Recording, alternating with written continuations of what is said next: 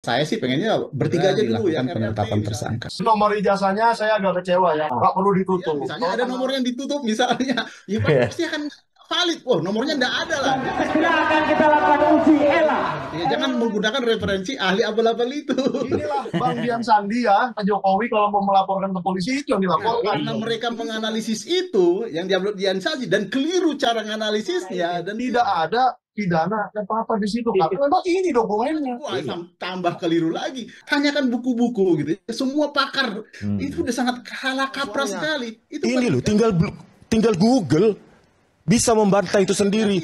silakan tanyakan ChatGPT, pasti akan dijawab. Nggak mungkin valid gitu ya.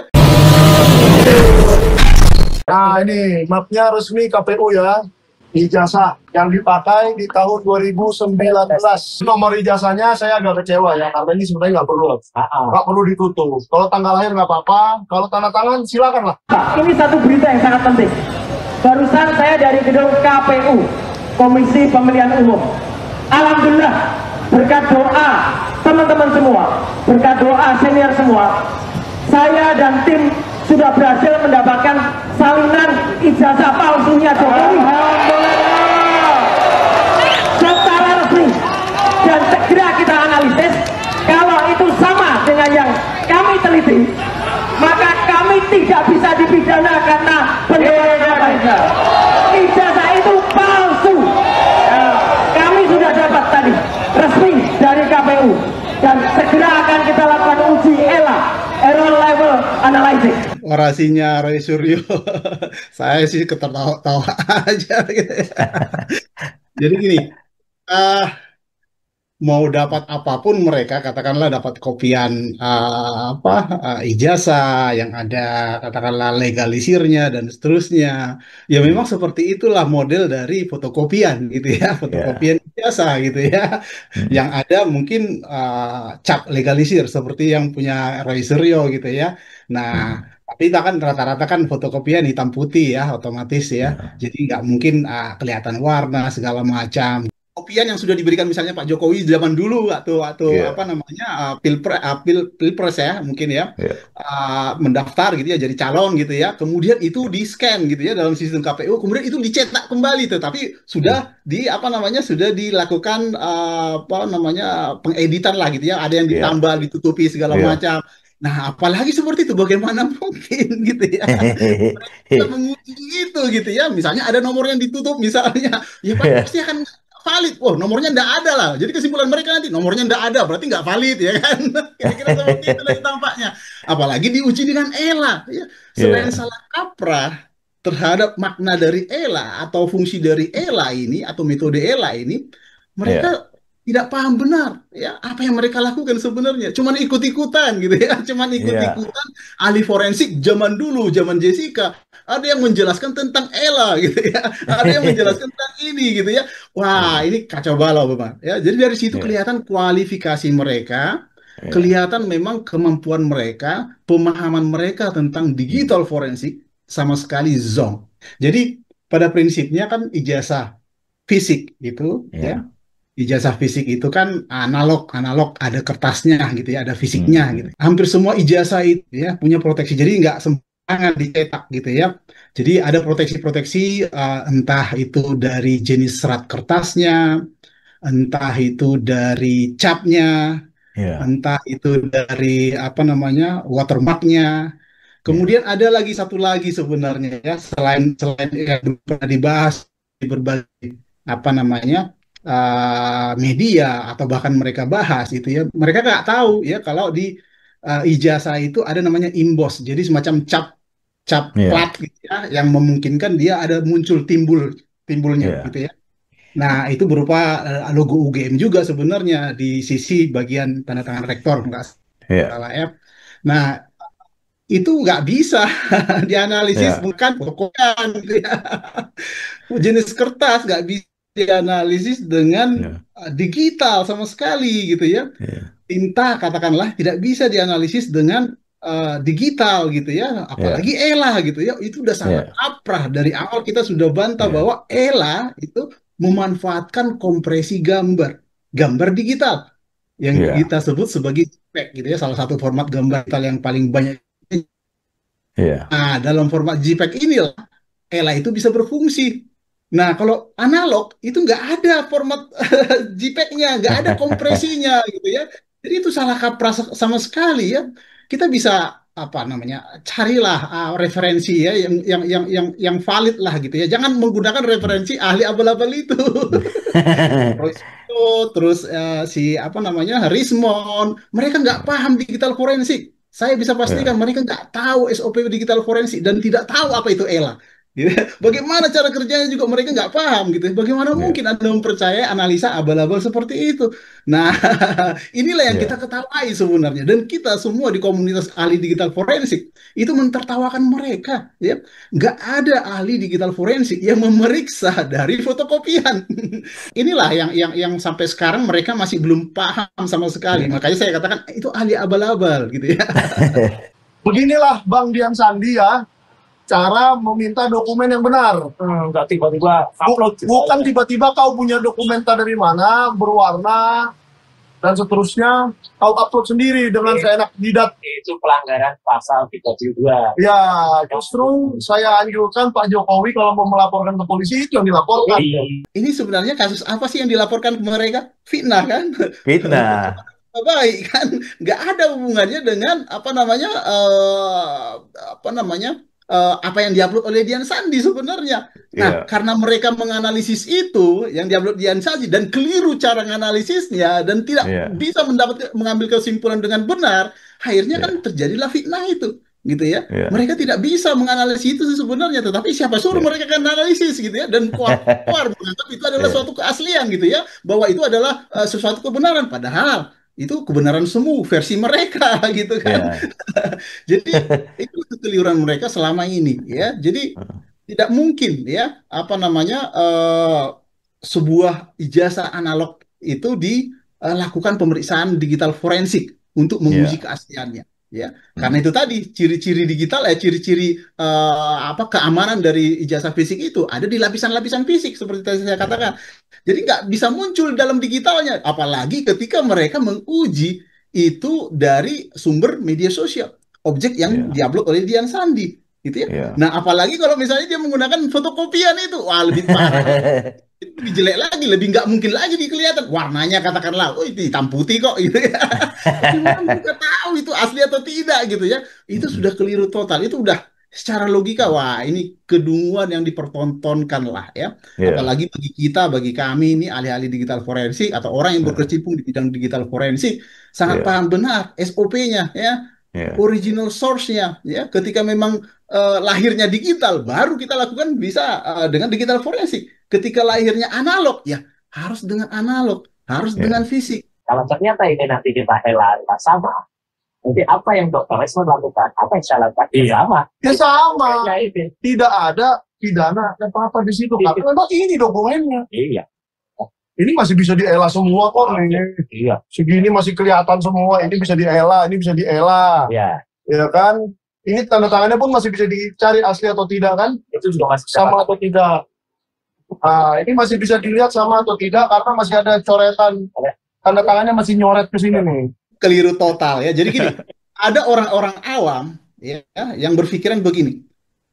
Oh, ternyata yang diperiksa Suryo itu persis kok sama seperti fotokopian itu gitu ya. Padahal mereka nggak tahu arti namanya persis, apa namanya gitu. Beda dengan aslinya pun berbeda sebenarnya gitu kan. Kenapa? Karena satu hitam putih ya kan. Iya. Satu nggak kelihatan imbosnya, satu nggak kelihatan katakanlah apa namanya garis merahnya misalnya. Ada banyak yang nggak kelihatan dalam fotokopian. Karena fotokopian itu hanya syarat administrasi yang dilegalisir ya kan. Sedangkan aslinya, ya kan dimasalahkan aslinya.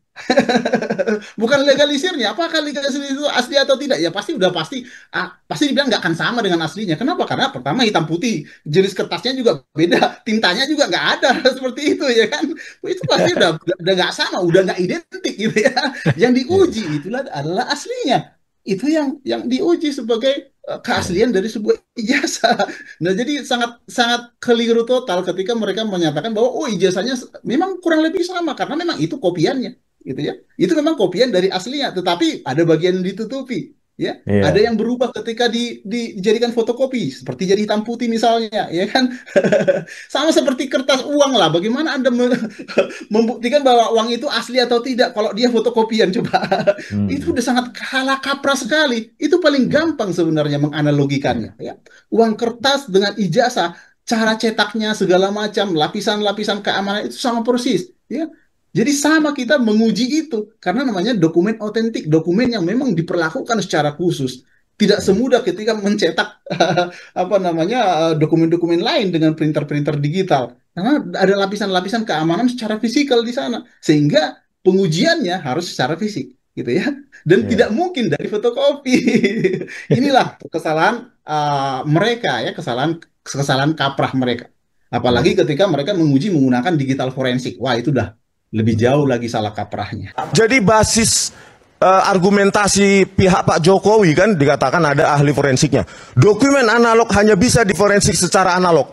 5 kasus besar di dunia bahwa dokumen analog palsu itu bisa dianalisa secara forensik digital. Ya. Ya, 2 kasus besar ya.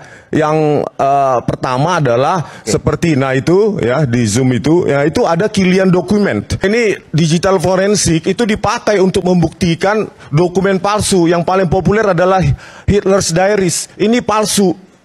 Tetapi dianalisa secara forensik dengan teknologi-teknologi forensik digital itu bisa dibuktikan kepalsuannya.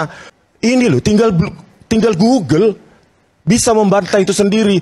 Jadi kalau ada orang yang percaya dengan ini, silakanlah tanyakan ChatGPT, apakah bisa ahli digital forensik ya menguji keaslian sebuah ijazah analog dengan ELA? Apakah valid itu? Pasti akan Iya. dijawab nggak mungkin valid gitu ya, karena bisa dijelaskan dengan baik oleh semua Iya. AI saat ini. Karena itu kan fundamental banget, basic Iya. banget sebenarnya. Itu bukan hal-hal yang sangat terlalu advance. Karena ELA Iya. ini sudah dipakai dari tahun 2000-an ya. Iya. Saya udah pakai sejak tahun 2008, 2007, 2008 gitu ya. Jadi udah berapa tahun itu kita manfaatkan dan itu tidak bisa dijadikan satu-satunya. Bahkan ketika misalnya, oh itu digital, diedit segala macam, nggak bisa hanya dengan ELA, ya harus Hmm. di-compare dengan metode-metode forensik lain, ya nggak bisa. ELA itu bisa keliru juga, gitu ya. Iya. Penemunya sendiri menyatakan Iya. bahwa nggak boleh Anda gunakan ELA saja. Bahkan Anda tanyakan aja ChatGPT, apakah dengan ELA pasti dirubah misalnya. Bagian yang dari itu pasti ketahuan. Nggak bisa gitu ya. Betul, betul. Nah, kemudian gini, ELA itu ada apa namanya persentasenya gitu ya. Mau berapa Oh, persen oke. tingkat kecerahannya segala macam. Nah, Roy Suryo kemarin dibuat dia terlalu tinggi gitu ya, atau terlalu Iya. rendah sehingga kelihatannya gelap semua, nggak kelihatan gitu ya. Ini yang salah kaprah juga gitu ya. Iya. Kita membandingkan juga ya, katakanlah dengan apa dengan Clahe atau dengan Ella itu bisa kok kita lihat kan, oh bahwa ini ada watermarknya, bahwa ini Hmm. ada logonya, bahwa ini ada lintasannya segala, tetap kelihatan semua sebenarnya gitu Iya. ya. Tetapi itu bukan digital forensik. Itu yang disebut dengan Iya. image processing. Gambar yang diproses, dianalisis dengan image processing. Kalau digital forensik itu sudah melanggar aturan karena bukan Iya. originalnya. Ya, SOP digital Betul. forensik yang bisa jadi bukti di pengadilan itu hanya bisa menganalisis ya Hmm. sumber-sumber aslinya. Dari situ saja sudah keliru. Ya, Iya. apalagi cara mereka menggunakan ELA, menggunakannya pada fotokopian segala macam. Wah, tambah keliru lagi. Tanyakan buku-buku gitu ya. Semua pakar digital forensik di dunia nggak akan ada yang bisa menjawab bahwa itu bisa diuji dengan ELA gitu ya. Iya. Inilah kalau saya mengatakan kedunguan dari mereka gitu ya. Nggak ada obatnya lagi nih ya. Kenapa? Karena dari awal kita sudah bantah. Iya. Kita udah paparkan semua sebenarnya ELA Iya. itu apa sih sebenarnya gitu ya, memanfaatkan kompresi gambar digital gitu loh. Iya. Jadi ketika mereka foto-foto sekalipun gitu ya, kompresinya Iya. tergantung mereka bagaimana memfotonya gitu kan. Segala Betul. macam ada hubungannya dengan fisiknya lagi gitu. Digital forensik sebenarnya ada bagian namanya image processing. Misalnya gini, dia Iya. punya sampel tanda tangan. Tanda tangan nggak Iya. mungkin dia dapatkan menggunakan dokumen yang sangat banyak, sehingga didigitalisasi dulu sehingga mereka bisa mengecek dari polanya Iya. segala. Misalnya itu untuk grafologinya gitu ya. Nah, Iya. tetapi nggak semuanya menggunakan itu, nggak cukup itu saja maksud saya gitu ya. Digital forensik nggak cukup gitu ya. Hanya mencocokkan pola tanda tangan segala macam. Tanda tangan hanya pola misalnya itu nggak akan Iya. kelihatan tekanannya misalnya ya. Dalam tanda tangan misalnya, tekanan nggak bisa dilihat di digitalnya. Tekanan itu kelihatan ketika di kertasnya dengan sinar tertentu. Mereka bisa melihat, gitu ya. Jadi ada teknologi-teknologi lain yang diterapkan dalam dokumen examiner. Tidak cukup hanya dengan itu tadi, digital forensik. Dan itu hanya sebagai tambahan saja yang mereka gunakan. Yang paling mudah mengidentifikasi itu dari jenis tintanya misalnya. Ya, karena dengan sinar tertentu dia akan memancarkan warna-warna tertentu. Ketika misalnya tintanya berbeda, pasti akan berbeda. Misalnya tinta tanda tangannya, capnya, segala macam, itu akan dengan mudah mereka mengidentifikasi, oh bahwa ini ternyata berbeda sumbernya. Ya. Tapi kalau cuma karena sama, warna sama-sama merah segala macam, tanpa melakukan sinar segala macam, atau cuma hanya dari foto, itu nggak bisa dengan cukup dengan digital saja atau foto-foto saja. Apalagi diambil dari media sosial, ya. Yang lebih parah lagi, diambil dari fotokopian. Wah, ini lebih parah lagi nih.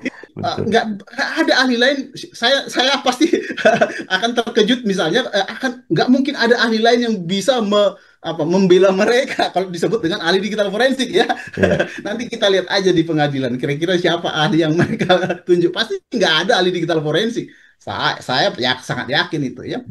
Apalagi orang-orang yang certified benar di digital forensik. Wah, itu kacau benar, itu bisa langsung dicoret itu sertifikasinya gitu ya. Karena tidak paham apa ya. Kira-kira seperti itu, gampang lah itu ya. Jadi itu sudah sangat jelas sekali ya. Bukan hanya ini pendapat saya, kita udah diskusikan ini di forum-forum ilmiah kita gitu ya. Saya udah ketemu banyak juga teman-teman dari komunitas, dari AFDI segala macam. Mereka juga udah paham gitu ya.